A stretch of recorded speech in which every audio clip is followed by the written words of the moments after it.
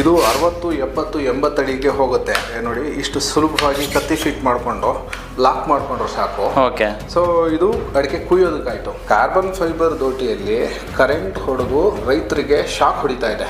ಅದಕ್ಕೆ ನಾವು ಏನು ಮಾಡಿದ್ದೀವಿ ಅಂತಂದರೆ, ನಮ್ಮ ಕಂಪನಿಯ ಪ್ರತಿ ಲಾಕಲ್ಲೂ ಕರೆಂಟ್ ಫಿಲ್ಟರ್ ಟೆಕ್ನಾಲಜಿ ಇದೆ. ಈ ಡಬಲ್ ಲಾಕ್ ಇಂಟರ್ಲಾಕ್ ಅಂತ ಮಾಡಿದ್ದೀವಿ. ಈ ಕೆಂಪ್ ಲೈನ್ ಬಂದಮೇಲೆ ನೀವು ಯಾವುದೇ ಕಾರಣಕ್ಕೂ ಇದನ್ನ ಎಷ್ಟೇ ಜೋರಾಗಿ ಇಟ್ಕೊಂಡು ಹೇಳಿದ್ರು ಇವಾಗ ಹೊರಗಡೆ ಬರ್ತಾ ಇಲ್ಲ. ಪ್ರತಿ ಲಿವರ್ಗೂ ನಾವು ಸ್ಲೋಪ್ ಕೊಟ್ಟಿರ್ಬೇಕು. ಅಡಿಕೆ ಅಥವಾ ತೆಂಗಿನಕಾಯಿ ಬಂದರೂ ಈ ಸ್ಲೋಪಲ್ಲಿ ಜಾರ್ಕೊಂಡ್ ಬಂದ್ಬಿಡ್ಬೇಕು. ಸ್ಪ್ರಿಂಗ್ ಸಿಸ್ಟಮ್ ಕೊಟ್ಟಿದ್ವಿ. ಇದು ಯು ಶೇಪಲ್ಲಿ ಕೆಳಗೆ ಬೆಂಡ್ ಆಗುತ್ತೆ ಹೊರತು ಒನೆ ಸಿಕ್ಕಾಕೊಂಡು ಇದು ಮುರಿಯಲ್ಲ. 15,000ದಿಂದ ಸ್ಟಾರ್ಟ್ ಆಗಿ 86,000 ತನಕ ದೋಟಿಗಳಿದೆ. ಯಾವುದೇ ಸ್ಪೇರ್ ಪಾರ್ಟ್ಸ್ ಬೇಕಾದ್ರೂ ಬಿಡಿ ಭಾಗಗಳು ನಮ್ಮಲ್ಲಿ ಲಭ್ಯ. ಸ್ಪ್ರೇ ದೋಟಿ ಇದು. ನೀವು ರಿಂಗ್ ಸಿಸ್ಟಮ್ ನೋಡ್ಬೋದು ಇಲ್ಲಿ.